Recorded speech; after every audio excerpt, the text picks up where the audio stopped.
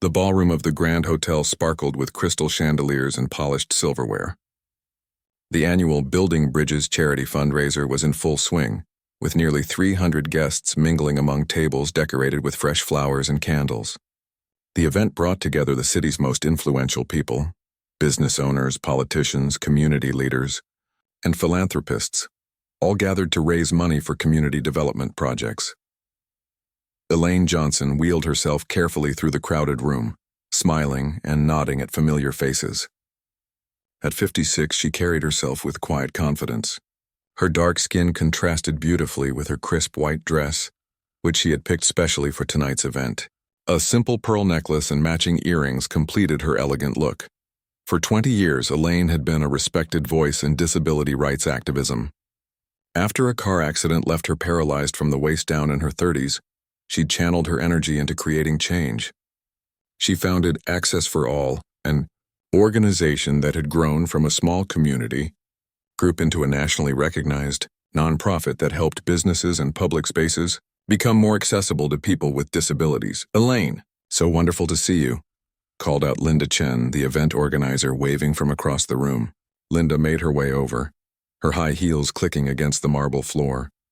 "I'm so glad you could make it. Your speech is scheduled for 8:30, right after the first round of donations." "I'll be ready," Elaine replied with a warm smile. "The dress looks fantastic on you, by the way." "Thank you. Not as stunning as yours, though. That white is absolutely perfect." Elaine smoothed down the fabric of her dress. She had spent a good chunk of her month's budget on it, but tonight was special. Not only was she giving a speech, but the committee was announcing a major grant partnership with one of the city's leading companies. Years of hard work were finally paying off. On the other side of the ballroom, Richard Thornton was already on his third glass of expensive Cabernet. At 48, he had the confident air of someone used to getting his way. His tailored suit fit perfectly over his tall frame, and his salt and pepper hair was styled impeccably. As the CFO of Thornton & Williams Financial Group, he was used to being treated with deference. "Another round for the table," Richard called out to a passing waiter, who quickly nodded and hurried off to fetch more drinks. Around him sat 4 other businessmen, all laughing a bit too loudly at his jokes. So then I told him, "Either you meet our terms or we walk." You should have seen his face. Richard boasted, finishing the story about his latest business deal. The men around him chuckled appreciatively. "Classic Richard," said one of them, raising his glass in a toast. Richard had donated a decent sum to tonight's charity, mostly because it was good PR and partly because his business partner had insisted. He wasn't particularly interested in the cause itself. These events were networking opportunities, chances to make connections and close deals in a relaxed setting. As the evening progressed, Richard's laughter grew louder and his gestures more exaggerated. The waiters kept the wine flowing and Richard kept drinking. By the time dinner was served, his cheeks were flushed and his words slightly slurred. "I should probably check in with some of the other guests," he announced to his table companions, standing up a bit unsteadily. Glass in hand, he began to make his way across the room, stopping occasionally to shake hands or clap someone on the shoulder. Elaine had just finished a pleasant conversation with the mayor and was making her way toward the stage area to review her notes before her speech. The room had grown more crowded as dinner ended, and navigating her wheelchair through the sea of standing guests was becoming challenging. "Excuse me," she said politely, trying to make her way past a particularly tight cluster of people. Richard was mid-sentence in a conversation with a potential client when he spotted an old colleague across the room. "John!" he called out loudly, throwing his arm up in an enthusiastic wave. As he did so, his wine glass tilted, and before he realized what was happening, a stream of deep red Cabernet splashed through the air. Time seemed to slow down as the wine arced and then fell directly onto Elaine's pristine white dress. The red liquid spread quickly across the fabric, creating a shocking contrast against the white. Gasps came from those nearby who witnessed the incident. Elaine looked down at her ruined dress in disbelief, then up at Richard, who took a moment to register what had happened. "Oh," Richard said, his eyes widening slightly as he noticed the woman in the wheelchair, for what seemed like the first time. "Sorry about that." His tone was casual, dismissive even, as if he'd merely bumped into someone rather than destroyed their outfit. Elaine took a deep breath, her hands gripping the armrests of her wheelchair tightly. "This dress is ruined," she said, her voice steady despite the anger building inside her. Richard shrugged, barely making eye contact. These things happen at parties. Send me the cleaning bill if you want. He turned as if to walk away, clearly considering the matter settled. Excuse me, Elaine said firmly, causing Richard to pause and look back at her with mild annoyance. I don't think you understand. I'm speaking on stage in less than 30 minutes, and now I have to figure out what to do about this. For a brief moment, Richard seemed to register the problem. He glanced around, noticing that several people were watching the interaction with disapproving looks. But rather than offering genuine help, he pulled out his wallet, extracted a business card, and dropped it into Elaine's lap. Like I said, send the bill to my office. My assistant will take care of it. With that, he turned and walked away, already scanning the room for someone more important to talk to. Elaine sat there, the wine seeping deeper into the fabric of her expensive dress, the business card on her lap feeling like an additional insult. Around her, people whispered and stared. Some looked sympathetic, others uncomfortable, but no one immediately stepped forward to help. In that moment, she felt a familiar mixture of anger, humiliation, and resignation. Throughout her life, both before and after her accident, she had encountered people like Richard, people who saw her as invisible until she became an inconvenience, and then as a problem to be quickly dismissed. Linda Chen, who had been across the room, finally noticed the commotion and hurried over. Elaine, what happened? She gasped, taking in the wine-soaked dress. Someone had an accident with their wine, Elaine replied, trying to maintain her composure. Do you have any club soda? Or perhaps a spare outfit I could borrow? Of course, come with me, Linda said, immediately taking charge of the situation. We'll figure something out. As Linda helped guide Elaine toward the ladies' room, neither of them noticed Patricia Thomas, the CEO of the company considering the grant partnership with Elaine's organization, watching the entire incident from nearby. Patricia's eyes narrowed as she recognized Richard, who was now laughing loudly with another group as if nothing had happened. Patricia pulled out her phone and typed a quick message to her assistant. Find out everything about Richard Thornton from Thornton and Williams. I just witnessed something concerning. Little did Richard know that his careless action and dismissive attitude would come back to haunt him in just a matter of minutes. As he continued to enjoy the party, the consequences of his behavior were already being set in motion. The wine incident didn't go unnoticed in the crowded ballroom. As Elaine wheeled away with Linda helping her, dozens of eyes followed their exit. Then like a wave, those same eyes turned toward Richard, who was now loudly discussing stock options with a group of bankers, seemingly oblivious to the mess he'd created. Patricia Thomas stood frozen for a moment, her champagne flute halfway to her lips. At 58, she'd built her company, Horizon Technologies, from the ground up over 3 decades. She prided herself on reading people well, and what she'd just witnessed told her volumes about Richard Thornton's character. Patricia excused herself from her conversation partner and made her way toward David Lee, Horizon's chief of operations, who was chatting with a city councilman near the bar. David, did you see what just happened? She asked quietly after pulling him aside. David nodded, his expression grim. That was completely uncalled for. And isn't that the woman we're considering for the community outreach partnership? Exactly. Elaine Johnson. Her organization has an impressive track record. We're scheduled to announce the grant tonight. Patricia's eyes tracked Richard across the room. And that man who spilled his wine and walked away? That's Richard Thornton from Thornton and Williams Financial. David's eyebrows shot up. The same financial group we were considering for managing our new pension plan? The very same. I think we need to reconsider that decision. Patricia took a small sip of her champagne, her mind already working through the implications. Find out who else witnessed this, discreetly. While Patricia and David conferred, another observer was taking mental notes of the entire scene. Tom Wilson, a local journalist known for his sharp eye and sharper pen, had been covering the charity event for the Daily Chronicle. Initially bored by the predictable speeches and photo opportunities, his interest had suddenly spiked when he saw the wine incident unfold. Tom adjusted his glasses and pulled out his small notebook. He jotted down a few quick observations. White businessman ID, dumps wine on black woman in wheelchair. Dismissive attitude. Woman appeared to be guest of honor. Follow up. He watched Richard continuing his loud conversation as if nothing had happened. Tom had been a journalist for 15 years, and he'd developed a good sense for stories that resonated with readers. This had all the elements: privilege, disrespect, potential racism, and ableism. But he needed more facts before jumping to conclusions. Tom approached a waiter who had been serving Richard's table earlier. "Excuse me, could you tell me who that gentleman is?" "The one in the navy blue suit by the column?"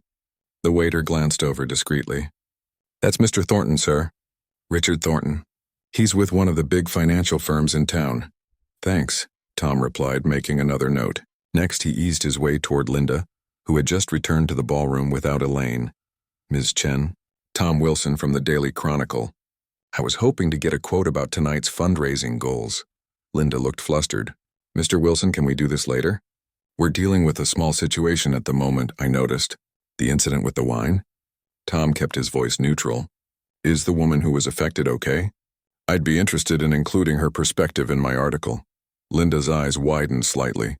"That's Elaine Johnson, our keynote speaker, and this year's Humanitarian Award recipient. And no, I don't think she'd appreciate being approached by the press right now while she's trying to clean up." Tom jotted this information down. "I understand.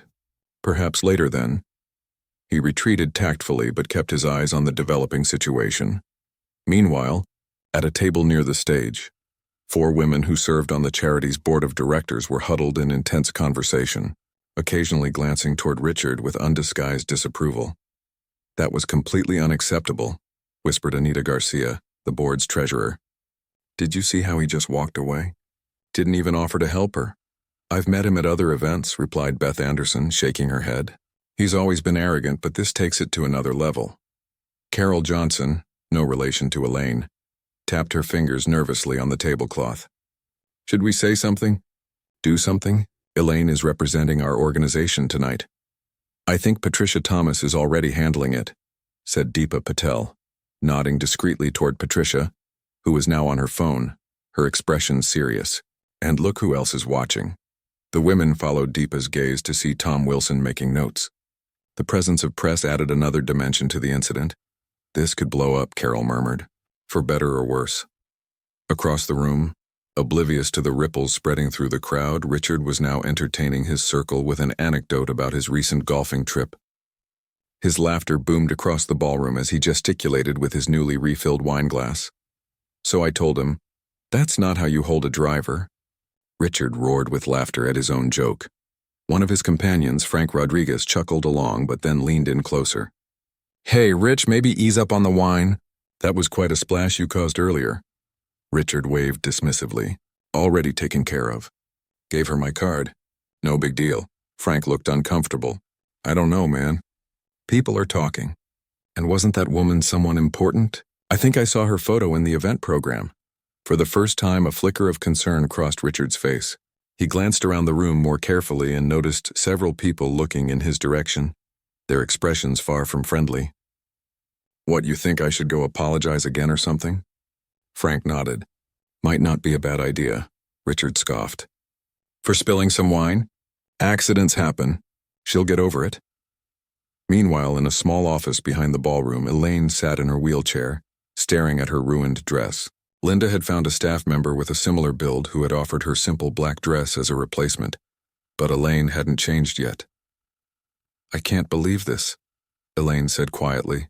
20 years of advocating for respect and dignity, and then something like this happens on one of the most important nights of my career. "It was just an accident," Linda said soothingly, though her tone suggested she didn't entirely believe that. "The spill might have been," Elaine replied, her voice steady, "but the way he treated me afterward? That was no accident. That was a man who didn't see me as worth his time or genuine apology." A gentle knock on the door interrupted them. Patricia Thomas stood in the doorway, her expression sympathetic but also determined. "Elaine, may I come in?" Patricia asked. "I wanted to check if you're all right." Elaine nodded, recognizing the CEO of Horizon Technologies immediately. Patricia entered and closed the door behind her. "I witnessed what happened out there," Patricia said directly. "It was completely unacceptable." "Thank you for saying that," Elaine replied, surprised by Patricia's visit. They had met briefly during the partnership negotiations but weren't personally acquainted. I also want you to know that the man responsible is Richard Thornton from Thornton and Williams Financial Group, Patricia continued, a firm that, coincidentally, has been pitching to manage some of Horizon's assets. I think you should know that I'm now seriously reconsidering that relationship. Elaine's eyes widened slightly. I appreciate your support, but I wouldn't want business decisions to be made because of an incident involving me. Patricia shook her head firmly. This isn't just about you, Elaine. It's about character. If that's how he treats people in public at a charity event no less, then I have serious concerns about his judgment and values, and those are absolutely relevant to business decisions. As they spoke, word continued to spread throughout the ballroom. Guests whispered among themselves, sharing their own observations and interpretations of what had happened. Some defended Richard, suggesting it was just an unfortunate accident, but most were appalled by his dismissive response to the situation. Tom Wilson, the journalist, had managed to piece together more details through careful questioning of other guests. He now knew that Elaine Johnson was not only the keynote speaker, but also the founder of Access for All, a significant organization with a growing national profile. He'd also confirmed that Richard Thornton was a principal at Thornton and Williams, a firm that managed billions in assets and had considerable influence in the city's business community. This wasn't just a case of bad manners at a charity event anymore. It was a story about power, respect, and consequences. Back in the main ballroom, Frank was still trying to convince Richard that he needed to make amends. Rich, I'm telling you, this could be bad. People are watching how you handle this. Richard rolled his eyes. Fine, if it'll make everyone happy, I'll go find the woman and apologize properly. Though I still think this is being blown way out of proportion. He set down his wine glass and straightened his tie, completely unaware that in just a few minutes, he would be faced with the full consequences of his actions and the true identity of the woman he had so casually disrespected. Richard made his way through the crowd, nodding at acquaintances but not stopping to chat. For the first time that evening, he was beginning to feel uneasy.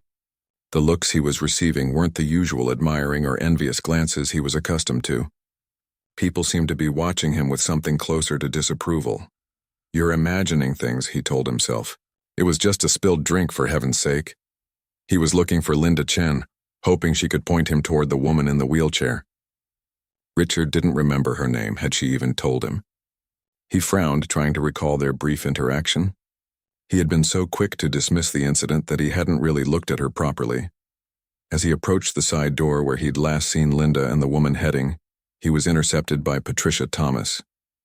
Richard brightened immediately, recognizing the CEO of Horizon Technologies. His firm had been courting Horizon's business for months, and tonight was supposed to be a chance to cement their relationship in a social setting. Patricia, great to see you, Richard said, extending his hand. I was hoping we'd get a chance to chat tonight. Patricia's expression remained neutral as she shook his hand briefly. Richard, I was actually looking for you. Perfect timing then, Richard said with a confident smile. I heard your company is expanding its tech division. We should talk about how Thornton and Williams could help manage that growth. Actually, Patricia said, her voice cool, I wanted to talk about what just happened with Elaine Johnson. Richard's smile faltered slightly. Elaine Johnson? The woman whose dress you ruined with your wine, Patricia clarified. The woman to whom you tossed your business card without offering any real assistance. Richard felt a trickle of sweat forming at his hairline. Ah, yes. Unfortunate accident. I was just looking for her to apologize more properly. Frank thought. What you don't seem to realize, Patricia continued, cutting him off, is that Elaine Johnson is not just any guest at this event. Richard's stomach tightened. What do you mean? Patricia gestured toward a large poster near the stage that Richard had barely glanced at earlier.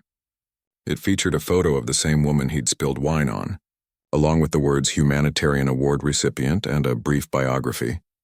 Elaine Johnson is this year's Humanitarian Award honoree for her groundbreaking work in disability rights advocacy, Patricia explained, watching Richard's face carefully. She's the founder and executive director of Access for All, which has transformed how businesses approach accessibility nationwide. Richard swallowed hard. I didn't realize she's also, Patricia continued, the keynote speaker tonight. Her speech was scheduled for 8:30, but obviously that's been delayed while she deals with the situation you created. The implications were beginning to dawn on Richard. This wasn't just some random attendee he could dismiss. This was someone important, someone with influence and connections.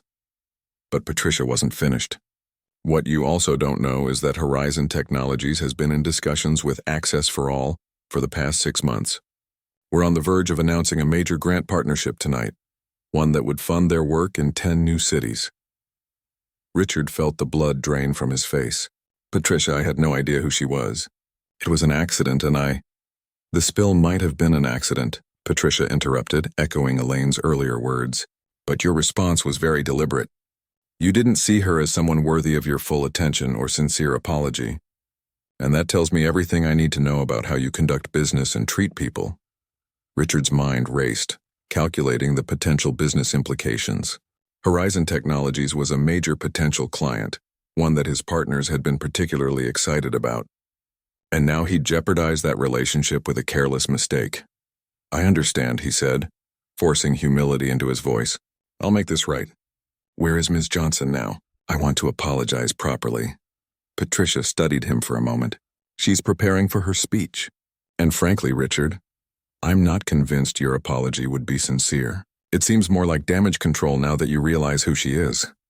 Before Richard could respond, his phone buzzed in his pocket. He pulled it out to find a text from his business partner, William. What's going on? Just got call from Horizon CFO canceling our meeting next week. Something about an incident tonight? Richard stared at the message in disbelief. The consequences were already starting, and it had been less than 10 minutes since the wine incident. I see you're busy, Patricia said, noting his distraction. I should get back to my table. The program will be resuming soon. She turned to leave, then paused. One more thing you should know. There's a journalist from the Daily Chronicle here tonight. Tom Wilson. He witnessed the whole thing and has been asking questions. Just thought you should be prepared. With that, she walked away, leaving Richard standing alone, his phone still clutched in his hand, the bad news on its screen staring back at him. Richard felt a tap on his shoulder and turned to find Frank looking concerned. Everything okay? You look like you've seen a ghost. It's worse than you thought, Richard said quietly. That woman? She's Elaine Johnson, the founder of Access for All. She's receiving an award tonight and giving the keynote speech. And she's partnering with Horizon Technologies, who just canceled their meeting with us. Frank winced. Oh man, that's bad. And there's a journalist here who saw everything, Richard added, running a hand through his hair. You need to fix this, Frank said urgently. Right now. Richard nodded, sobering up quickly as the seriousness of the situation penetrated the haze of alcohol. I'm trying to figure out how. Across the room, Tom Wilson was still gathering information. He'd managed to speak briefly with one of the event staff who had helped Elaine find a replacement dress, and learned that despite the incident, she was still planning to give her speech. Tom checked his watch. It was almost 8:45, 15 minutes past when the speech was originally scheduled. He found a good vantage point near the stage and waited, his notebook ready. Meanwhile, in the small office, Elaine had changed into the borrowed black dress. It wasn't what she would have chosen. It was a bit too large and not as formal as her ruined white dress, but it would have to do. Are you sure you still want to go through with the speech? Linda asked, helping Elaine adjust the dress as best she could. Everyone would understand if you wanted to postpone. Elaine shook her head firmly. Absolutely not. I've spent my entire career teaching people that disability doesn't mean inability, that we don't give up when faced with obstacles. What kind of example would I be setting if I let one thoughtless man derail this important moment? Linda smiled, admiration in her eyes. You're remarkable, Elaine, truly. Besides, Elaine added with a small smile, I've faced far worse than a wine stain in my life. This is nothing. A knock at the door announced the arrival of David Lee from Horizon Technologies. Ms. Johnson, we're ready whenever you are. And Patricia wanted me to assure you that the partnership announcement will proceed as planned. Elaine nodded. Thank you, David, I appreciate that. She took a deep breath and adjusted her position in her wheelchair. Let's do this. As Elaine emerged from the office with Linda and David flanking her, the crowd in the ballroom noticed her immediately. The replacement dress was a stark visual reminder of what had happened. Yet Elaine's expression was serene and determined as she made her way toward the stage. Richard, who had been in an intense whispered conversation with Frank near the bar, looked up to see Elaine entering. The sight of her in a different dress, one clearly borrowed and hastily arranged, made the reality of his actions hit home. This wasn't just about a spilled drink anymore. It was about how he had diminished and dismissed a respected community leader. As Elaine approached the stage, something unexpected happened. Someone in the crowd began to applaud. Then another person joined in, and another. Within moments, the entire ballroom was filled with the sound of applause, not the polite, perfunctory kind that often greeted speakers, but something warmer and more supportive. Elaine paused, clearly surprised by the spontaneous show of solidarity. She looked around at the crowd, her eyes glistening slightly, then nodded in acknowledgement before continuing toward the stage. Richard watched this unfold with growing dread. The applause wasn't just for her, it was also a subtle rebuke to him.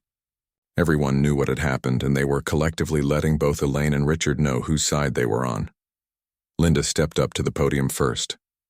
"Ladies and gentlemen, thank you for your patience. We had a slight delay in our program, but we're now delighted to welcome our keynote speaker and this year's Humanitarian Award recipient, Elaine Johnson." More applause followed as Elaine positioned her wheelchair at the specially designed accessible podium. "Thank you all," Elaine began, her voice steady and clear. "Before I start my planned remarks, I want to acknowledge what some of you witnessed earlier. Yes, there was an incident involving my original outfit." She gestured to her borrowed dress with a smile. "But I've learned throughout my life that it's not what happens to us that defines us, it's how we respond." The crowd was silent, hanging on her every word. "I founded Access for All 20 years ago because I believed that everyone deserves respect and equal access, regardless of their physical abilities. What many people don't realize is that the barriers we face aren't just physical, ramps and elevators and accessible bathrooms. Sometimes the biggest barriers are attitudes, assumptions, and the way people look at us or don't look at us at all." Richard felt each word like a physical blow, even though Elaine hadn't directly referenced him or the incident. "Tonight, we're celebrating progress," Elaine continued. "We're recognizing that change is possible when we work together. And I'm thrilled to announce that thanks to Horizon Technologies and their visionary CEO, Patricia Thomas, Access for All will be expanding our work to 10 new cities next year." The announcement was met with enthusiastic applause. Patricia, seated at a front table, nodded in acknowledgement. From his position near the back of the room, Richard watched as his careless actions continued to have ripple effects. Not only had he likely lost Horizon Technologies as a client, but he was witnessing firsthand the influence and respect that Elaine commanded, respect he had completely failed to show her. His phone buzzed again with another text from William. "Call me Asa P. The Chronicle is calling our PR department for comment about an incident at the charity event." Richard closed his eyes briefly. The situation was escalating faster than he could control it. 10 minutes ago, he had been enjoying the party, confident in his position and status. Now it felt like his professional reputation was crumbling before his eyes. And Elaine Johnson, the woman he had so casually dismissed, was standing tall, metaphorically speaking, in front of a room full of the city's most influential people, commanding their respect and admiration. For perhaps the first time in his adult life, Richard Thornton felt truly small. As Elaine finished her powerful speech to thunderous applause, Richard stood frozen near the back of the ballroom. He barely registered the standing ovation that Elaine received, or the way Patricia Thomas embraced her as she left the stage. His mind was racing, calculating the damage that had already been done and what might still be coming. His phone buzzed again. It was William, calling now instead of texting. Richard slipped quickly into a quiet hallway before answering. "Richard, what the hell happened?" William demanded without preamble. "I've got the Chronicle asking for comment about you assaulting a disabled woman at the charity event." Their words, not mine. "I didn't assault anyone," Richard hissed into the phone, keeping his voice low. "I accidentally spilled some wine on her dress. It was a mistake." "Well, that's not how it's being described," William replied, his voice tight with controlled anger. "According to what I'm hearing, you dumped wine on Elaine Johnson." "Yes, that Elaine Johnson, and then tossed your business card at her like she was a nuisance." Richard closed his eyes, leaning against the wall. "It wasn't like that. I mean, not exactly." "Not exactly?" William repeated. "What part isn't exact, Richard? Did you or did you not spill wine on her?" "Yes, but it was an accident." And did you then give her your business card instead of actually helping her? Richard swallowed. I told her to send the cleaning bill to the office. Jesus Christ. William's exasperation was palpable even through the phone. Do you have any idea how bad this looks? Horizon Technologies just canceled our pitch meeting. They were going to be our biggest new client this quarter. I know, Patricia Thomas told me they're partnering with Johnson's organization, Richard admitted. It's worse than that, William countered. I just got off the phone with Bob Chen from Regional Bank. They're reconsidering their relationship with us, too. Word is spreading, Richard. Richard felt his stomach drop. Regional Bank was one of their oldest and most valuable clients. How could they even know already? It just happened. It's called Twitter, Richard. Someone posted about it and now it's spreading. There's apparently video, too. Video? Richard stepped further away from the ballroom door, panic rising. What video? Security footage from the hotel, I think. I don't know. The point is, this is becoming a PR nightmare and we need to get ahead of it. At that moment, Richard's phone pinged with a new notification. He pulled the device away from his ear to check it, and felt a wave of nausea as he saw a news alert from the Chronicle's website.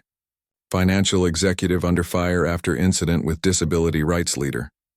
They've already published something, Richard said weakly into the phone.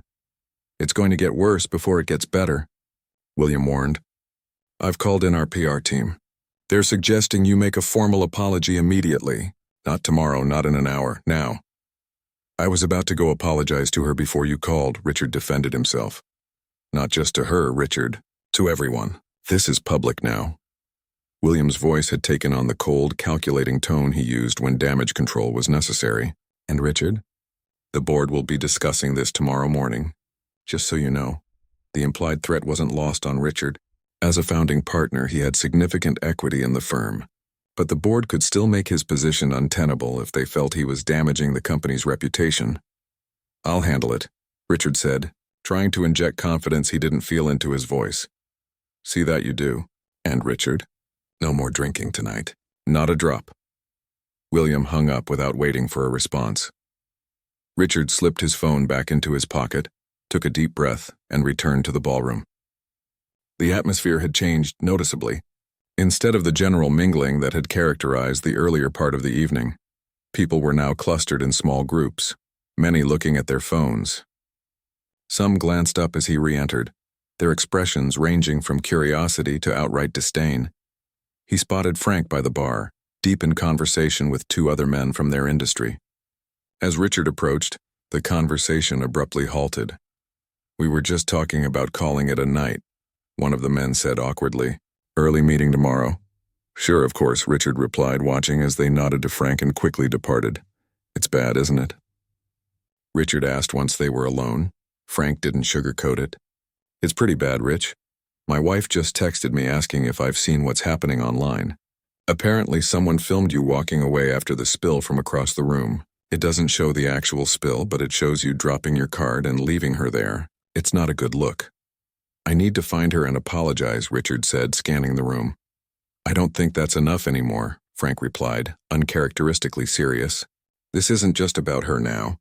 This is about your reputation, the firm's reputation. You need to make a public statement. That's what William said too. William's right, and you should do it soon before... Frank was interrupted by Tom Wilson, who had approached them with a determined expression. Mr. Thornton? Tom Wilson from the Daily Chronicle. I was hoping to get your comment on the incident with Ms. Johnson earlier this evening. Richard stiffened, instantly on guard. I have no comment at this time. So you're refusing to address the allegations that you deliberately poured wine on Ms. Johnson and then refused to help her? Tom pressed. That's not what happened, Richard snapped, then caught himself. I mean, there was an accident. I'm planning to apologize to Ms. Johnson personally. Would you be willing to go on record with your version of events? Tom asked, notebook poised. Frank stepped in. Mr. Thornton won't be making any statements to the press at this time. Any inquiries should be directed to Thornton and Williams' communications department. Now, if you'll excuse us. He practically dragged Richard away from the journalist, hissing under his breath. Are you trying to make this worse? Don't talk to reporters without PR present. Basic crisis management, Rich. Richard nodded mutely, feeling increasingly out of his depth.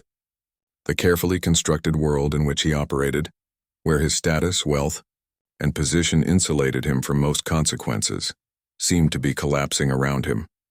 Across the room, he spotted Elaine, now surrounded by well-wishers congratulating her on her speech.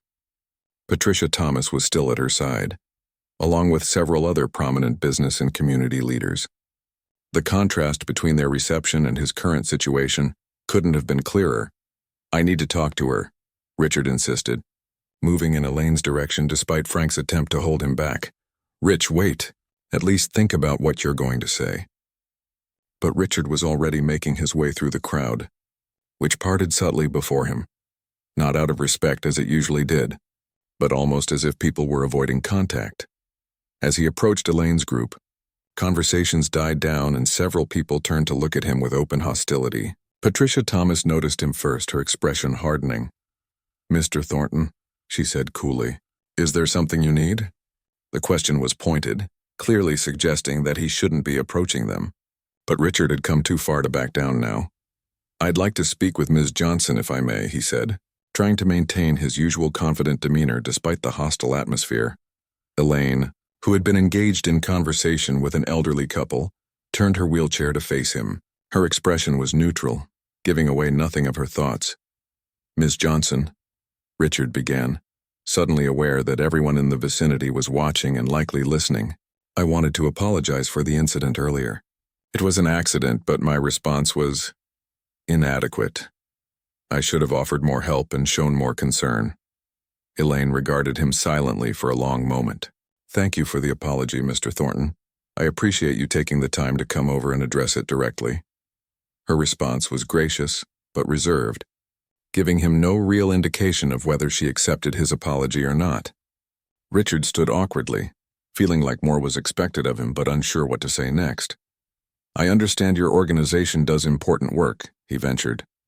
"Perhaps Thornton and Williams could support your next initiative." The offer hung in the air and Richard immediately regretted making it.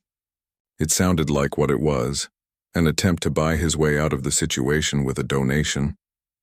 Elaine's expression confirmed his fear. "Mr. Thornton, what Access for All needs isn't just financial support, though that's certainly helpful.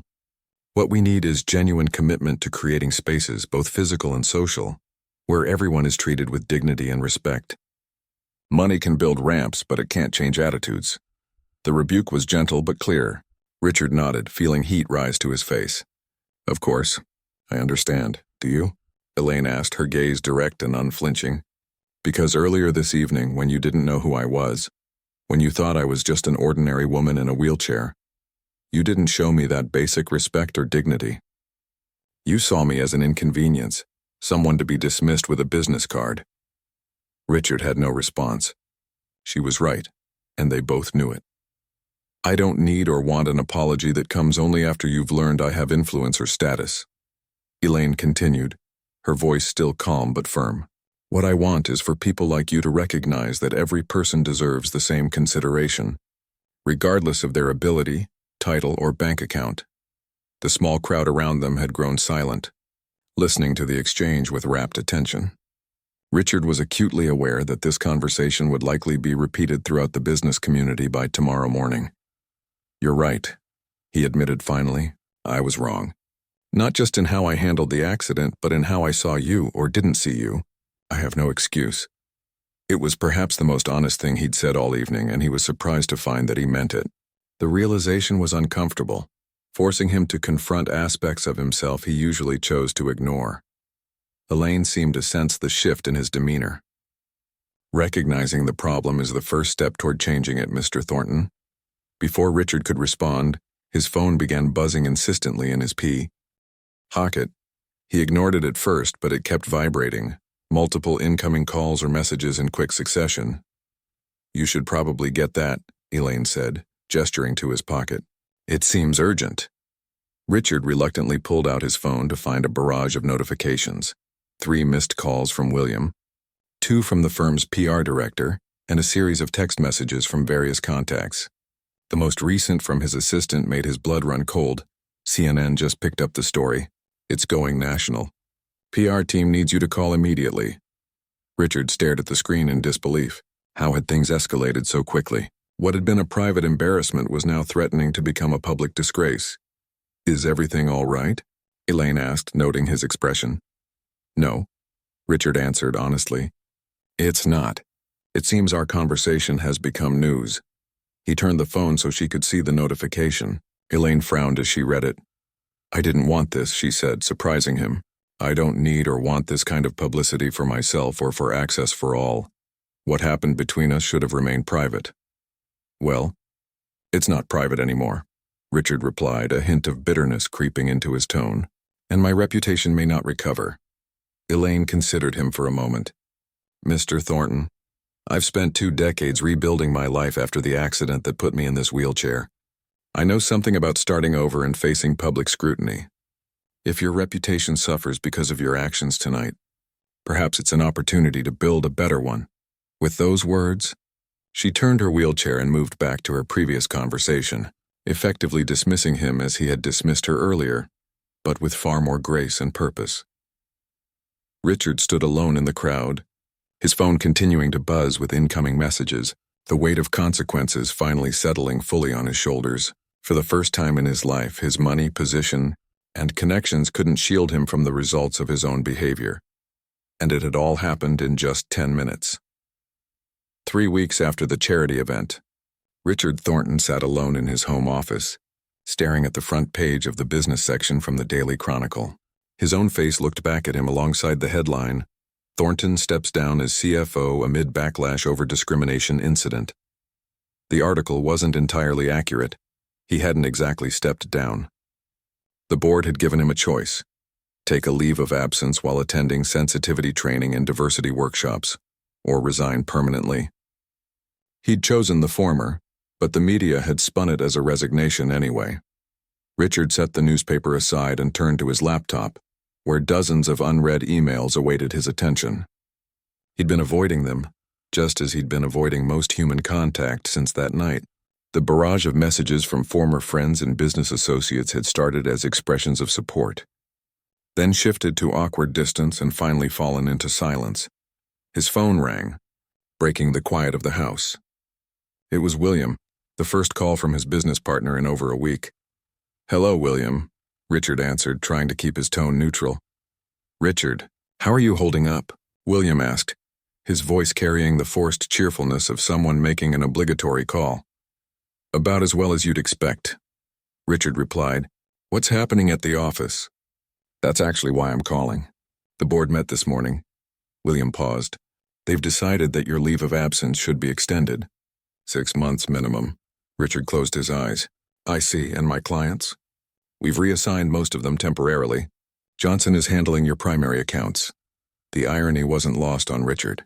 Johnson, a name he now couldn't hear without thinking of Elaine, was the youngest partner at the firm, someone Richard had often dismissed as too inexperienced. Right, Richard said. Anything else? Yes, actually. William's tone shifted slightly. The board is requiring something additional before they'll consider reinstating you. What now? I'm already doing the sensitivity training. They want you to do community service. Specifically, they want you to volunteer with a disability advocacy organization. Richard nearly dropped the phone. You can't be serious. Completely serious. It's non-negotiable if you want to return. Let me guess, they want me to work with Access for All, Richard said, bitter sarcasm evident in his voice. Actually, no, William replied. Patricia Thomas specifically advised against that. She said it would put Elaine Johnson in an uncomfortable position. Richard felt a flash of shame. Even now, Elaine was being more considerate of his dignity than he had been of hers. So which organization? He asked. There's a list. The board wants you to choose one and commit to at least 100 hours of service. Think of it as reputation rehabilitation, Richard. If you do this well publicly, it could help repair some of the damage. After hanging up, Richard sat for a long time looking out the window of his elegant home. The view was spectacular. Manicured gardens leading to a small private lake, but today it felt like a gilded cage. His life had been upended in ways he'd never imagined possible, all from a single moment of carelessness and disrespect.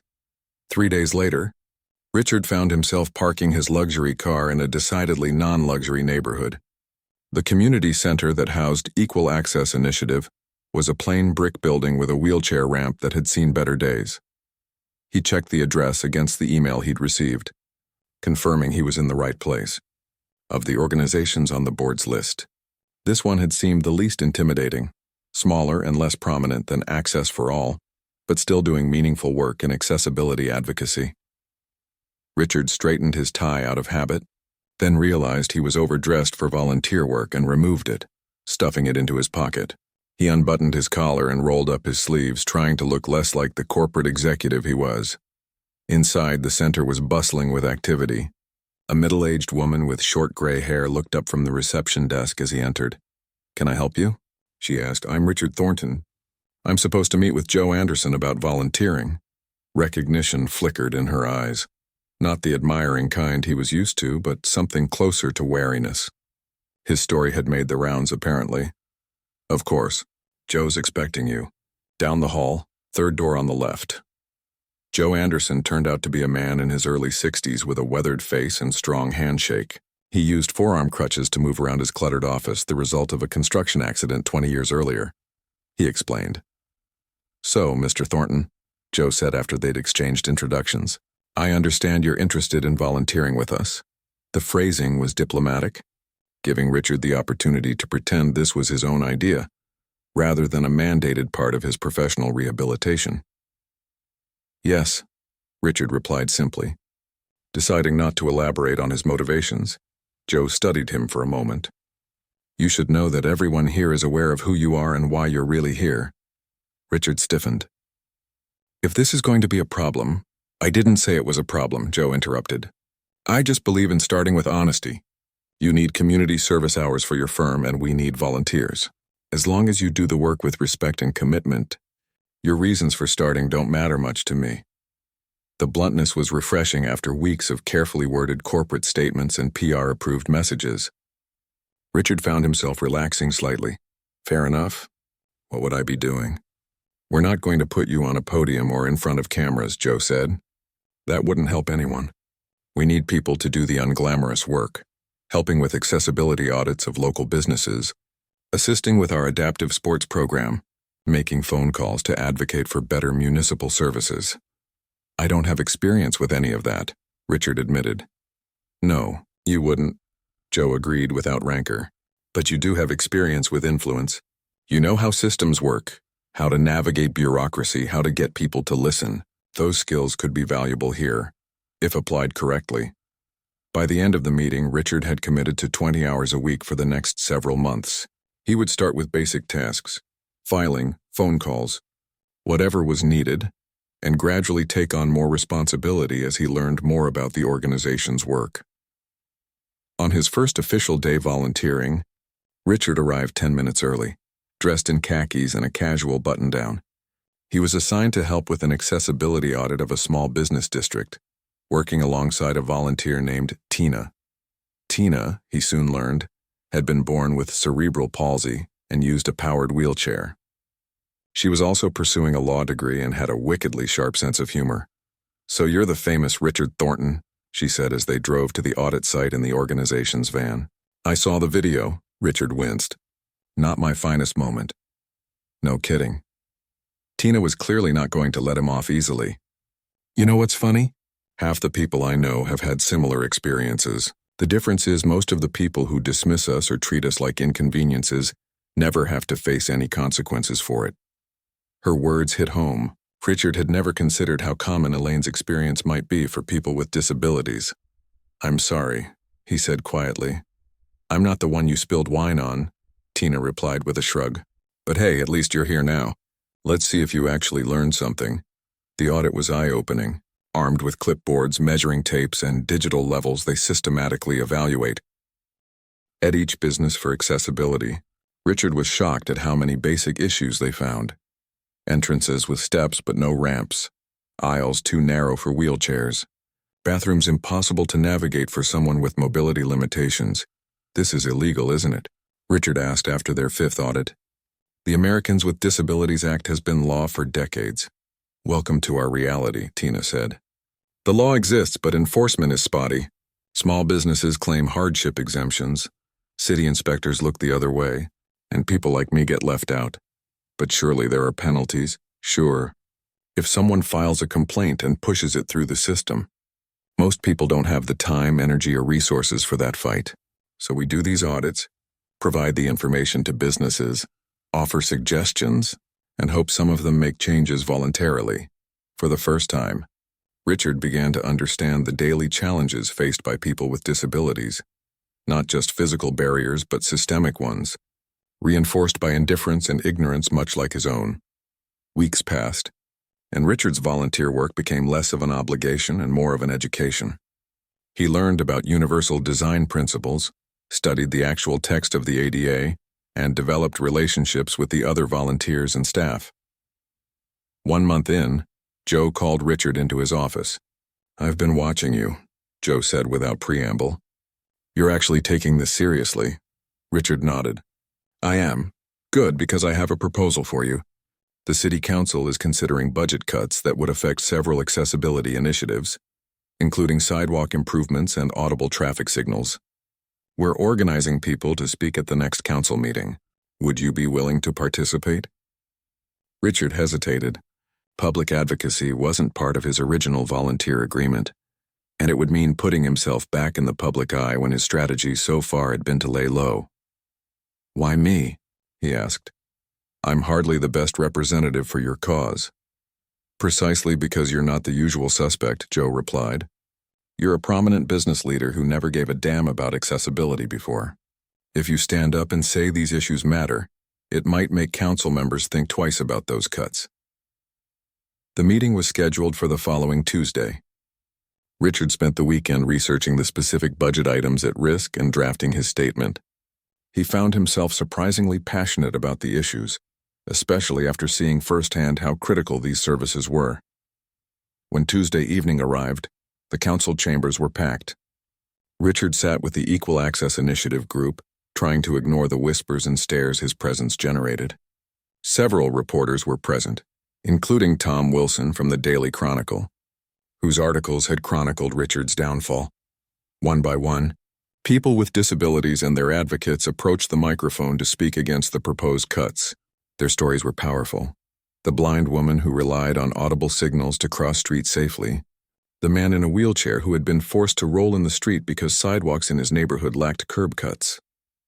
When Richard's turn came, he walked to the podium aware of the sudden increase in attention from both the council and the media. "My name is Richard Thornton," he began. "Until recently, I never thought about accessibility issues.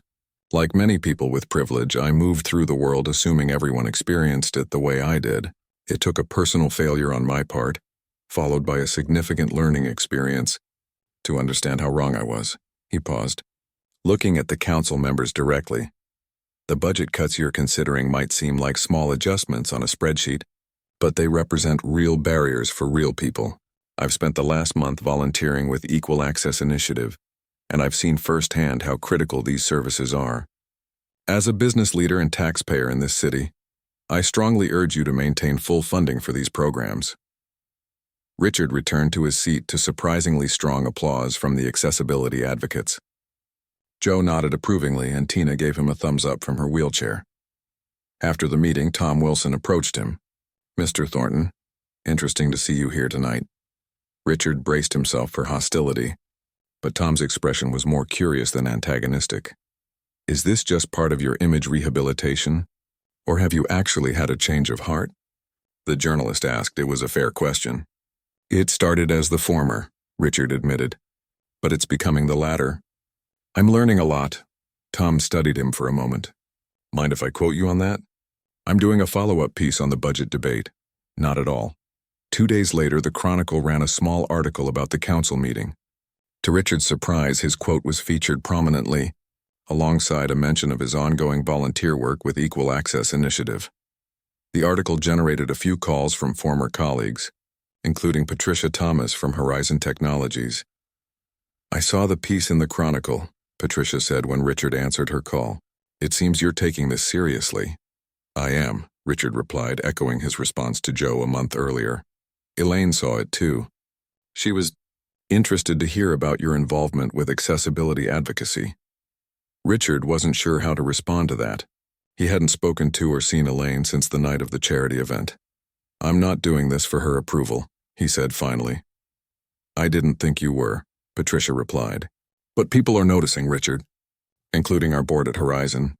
We value partners who demonstrate genuine commitment to the communities they serve.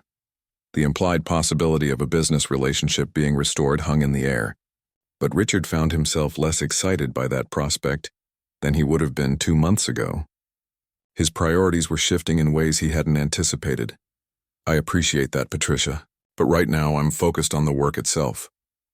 6 months after the wine incident, Richard received an invitation that took him by surprise. Access for All was hosting a conference on corporate responsibility and accessibility, and he was invited to participate in a panel discussion titled Learning from Mistakes, Corporate Culture and Disability Inclusion. The invitation came from Elaine Johnson herself, with a handwritten note, "Your perspective would be valuable. No hard feelings."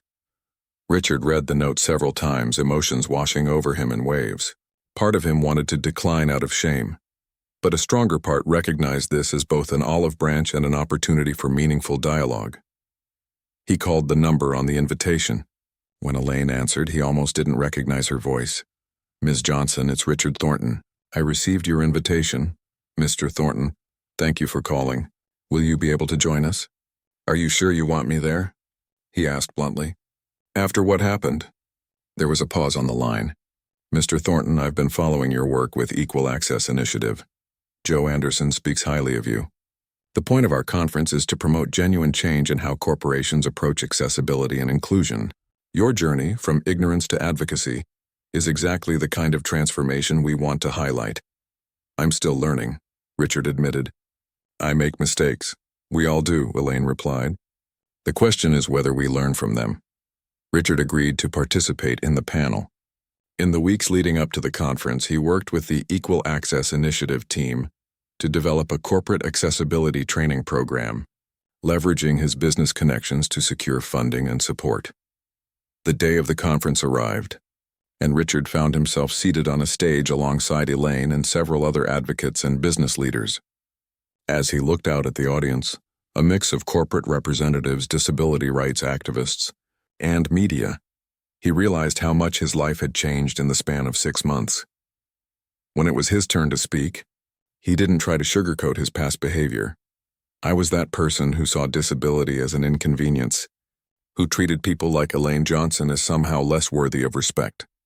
I'm not proud of that man, but I can't deny his existence. He was me, until circumstances forced me to confront my own prejudices."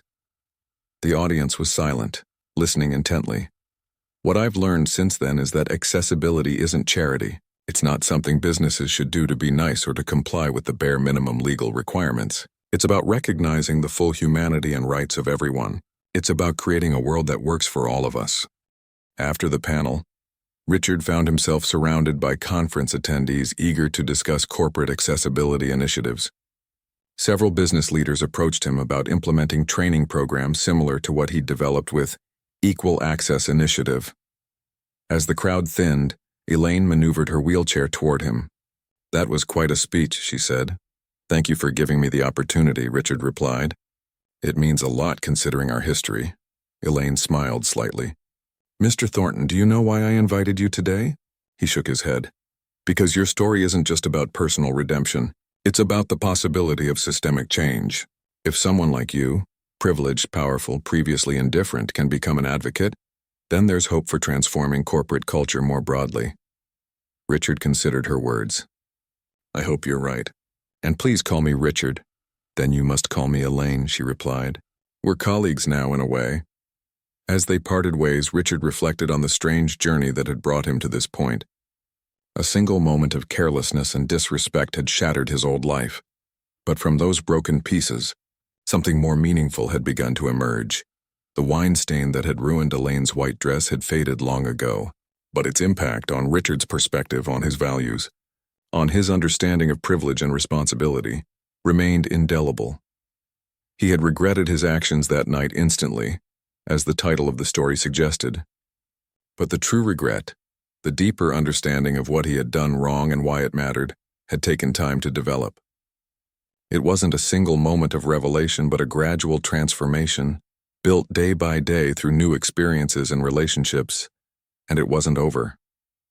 The work of change, both personal and systemic, never really ended. There would always be more to learn, more to do, more ways to grow.